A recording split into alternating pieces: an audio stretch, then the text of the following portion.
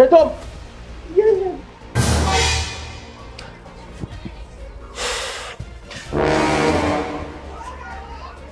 Assalamu alaikum.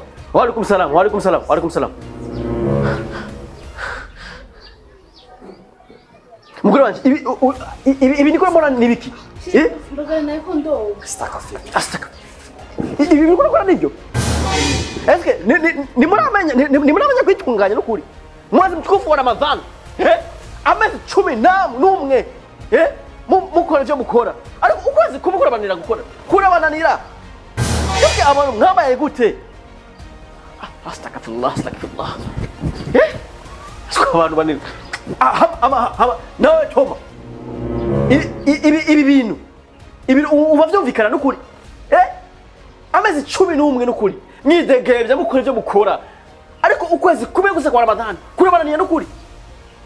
Uzi wanje ariko amaso yawe yose yahereye kuri ku mugore wanje. Ese ivyo bintu ubona tutafika wapi? Nihe turaja? Kandi ndazi ko bishojesheje. Eske ibi bintu sinabitahura neza. Shetom. Nimara kukageso. Je ayi wanje niko nabona vrema. Nuzosubire nga. Shirogoti. Samahani. Mambo ambayo unajinifikiria kwa sio hiyo vrema. Unajinifikiria vibaya. Buja jana kwa samarira mahera haja.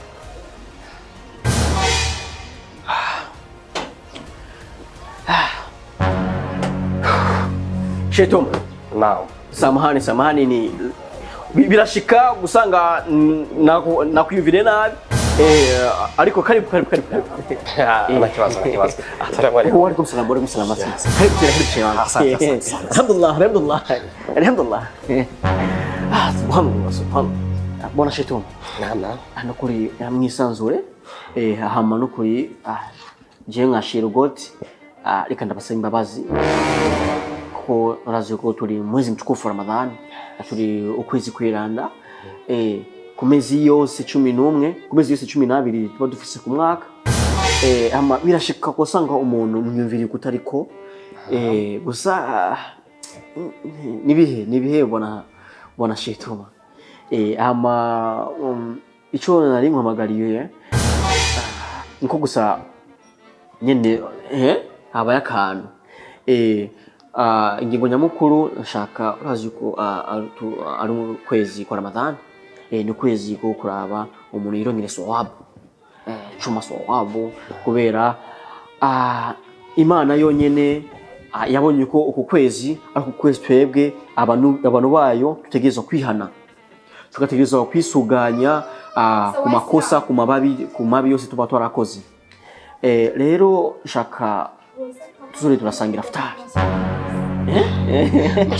Mashakla niyo ni swala muzindi Sherogoti Imani bayizagire murakoze cyane ya Rabbi mashallah Mbona hamari kintu nacho kama huyu ni mwezi mtukufu wa Ramadhan yale makosa zose kayafanya yale mabovu kama sisi Waislamu ni mwezi mtukufu ni kwezi kwiranda ni kwezi kukwisuganya ni kwezi ko kwiyeza ni kwezi ko kwerekana Imana yuko tubabaye yes inshallah rero ajya makosa vuma sashobora kuyakora ku mugore wawe Shetom jewe vrimo uri umwe mu bahungu banje jewe anaturanije kandi nabonye wo guvusha umutima nyawe kandi umutima w'urukundo niho mpamvu nifuje yuko toba turi kumwe hama Shetom nizere yuko avyishizwe natubivugana uko bimeze kandi ni waba umeze ku mufuko mashallah Sherogoti ndaha ni uranelefona hano kuri nzogerageza nta kibazo vuma futari jezo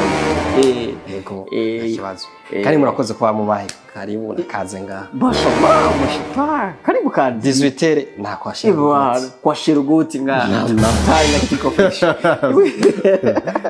Shetom je uranezereye cyane ndishimye cyane kubona ni mwezi wa sawabu hama mbe amasaha yo gusenga alfajir uruvyuka alfajir cyane frame alfajir namavyuka na suna kuko bisaba yuko dusenga gatanu ku munsi urabizi avec suna yes uri je vraiment na kibazo ni sura uri kurakurikirana muri no mizi Mimi sindiko nakurikirana salatu ikhlas. Salatu ikhlas. Yeah, niyo ndiko ndasoma. Mashallah, alhamdulillah, alhamdulillah. Qul wallahu ahad. Allahu samad. Mashallah, mashallah. Shituma. Naam. Alhamdulillah, alhamdulillah. Nukwezi kwiranda, nukwezi ko kwiyonderera swahabu mashallah. Madam. Mashallah. Yes, naam. Urambo ndina mtamu. Najisikia vizuri. Mashallah, mashallah. Karibu malkia wangu. Assalamu alaikum. Wa alaikum salam. Warahmatullahi wabarakatuh. Arabaika. Mbona musoza gufungura iki? Mashallah, mashallah. Turahise kiwe kwa tukiseye abakore badukunda mashallah. Gusa n'umunsi wa mbere wa Ramadhan n'umunsi nashaka yuko gicumye so wangu. Dufise n'umushitsi witeka akaba ari we Shetoma.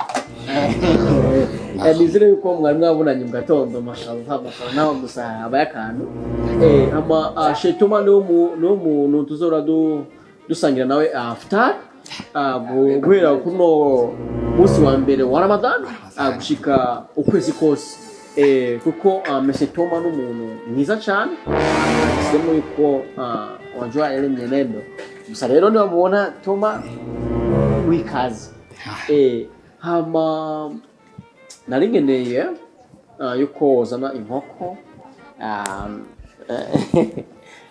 zana inkoko amagi na kachumbari hamwe na jus mbeni no muri frigo ngira ngo amazi akanya hari Somo ya leo ni kali. Shetoma. Tutazoea mashallah. Murakoze. Assalamu alaikum. Wa alaikum salam. Bravo. Mashallah. Alhamdulillah. Mashallah. Ama Shetoma. Tutazoea. Somo ni polepole mashallah. Hama naringeneye yuko muri jarigara bajya basore municarana uzubura babwiriza wabwira amajambo meza avuye kwa Allah subhanahu wa ta'ala wabwira yuko bakwiye gusenga kwigereza Imana ko uku kwezi atari ukwezi ko kumviriza ya miziki kaswida kwenda mbele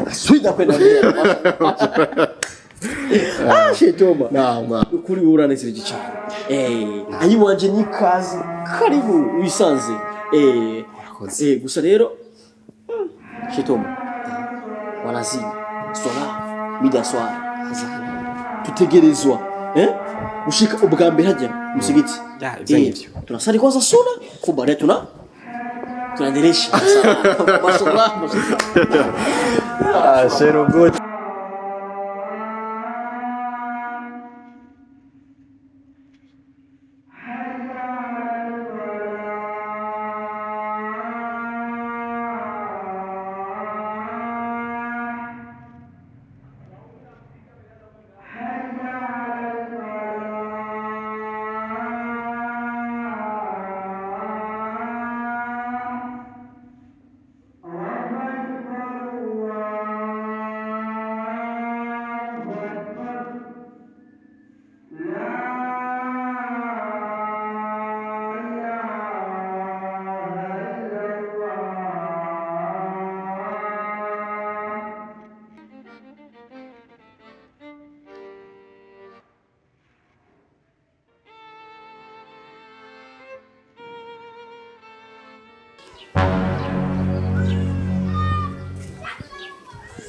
Botike.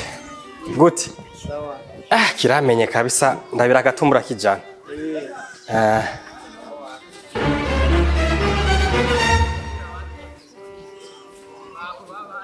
Urakoze.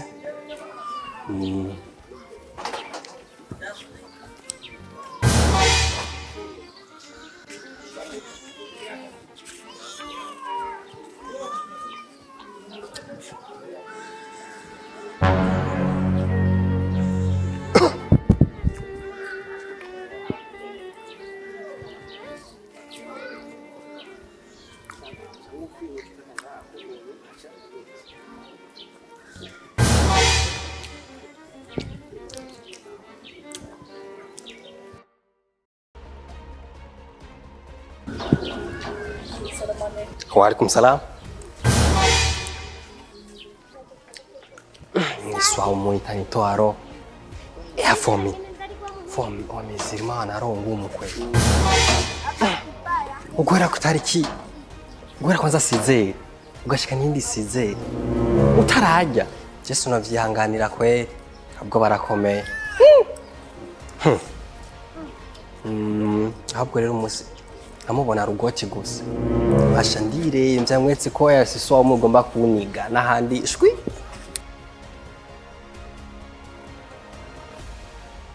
Tom. Shiye konyusna. Nuko je nabikubwiye ndagukunda. Ubwa mbere nkikubona ujya musi nakubona uri kumwe n'umugabo wanje. Niyo numva yiwe ko ndagukunze muri jewe. Umugabo wanje nakigenda nufiye kumubona kuri. Astagfirullah. None we ntuzi yuko turi mu kwezi kweranda. Ibyo ntihagire icyo bikwicira sibyo ibyo ntabwo byatwicira akarere tuba turimo ibyo bitandukanye n'urukundo tuba dukundana ahubwo rero kurayisha kuvanza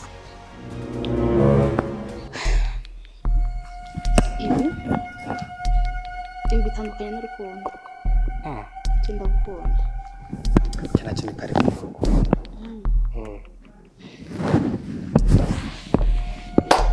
Congratulations. Very congratulations. You girl.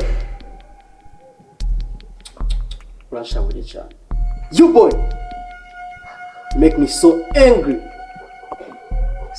I don't know how can I say I don't know.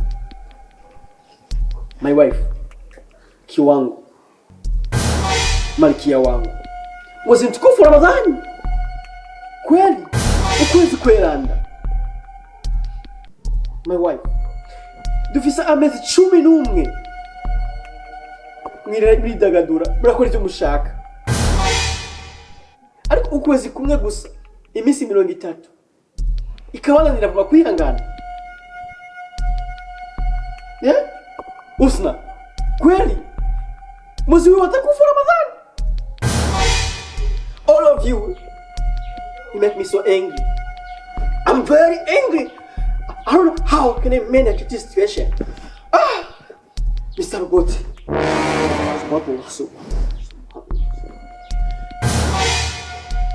Mu byukuri igihere naho coba mu muji ashobora guhinduka. Akiwezi badilika. Igihere gishobora guhinduka ndabibonye. Thank you so much. Thank you so much.